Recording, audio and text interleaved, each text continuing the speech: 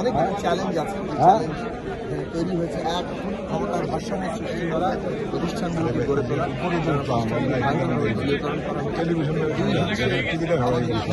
অর্থনৈতিক ব্যবস্থা পর্যস্ত করে সেইখান থেকে অর্থনীতিকে একটা রাইট ট্র্যাকে নিয়ে আসা, এবং 3 হচ্ছে দুর্নীতির লাগাম টেনে ধরা, ভয়ঙ্কর একটা দুর্নীতি প্রস্তুত করে তোলা। 4 হচ্ছে এখানে আপনার আমাদের খেটে খাওয়া মানুষের ন্যায্য বিশ্বাস তৈরি করে, বৈষম্য যদি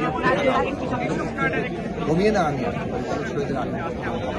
এবং পঞ্চমত সকল নাগরিকের সে যে পরিচয়ই হোক, ধর্ম, জাতি কিংবা নারী পরিচয়, এটা প্রত্যেকেরই যে অধিকার এবং মর্যাদা, সেটার মধ্যে দিয়ে একটা অন্তর্ভুক্তিমূলক বাংলাদেশ তৈরি করে।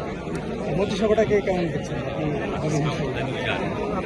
দেখুন, মন্ত্রিসভা গঠিত হয়েছে, এটা তো আসলে কথা নয়, কাজেই প্রমাণ করতে হবে।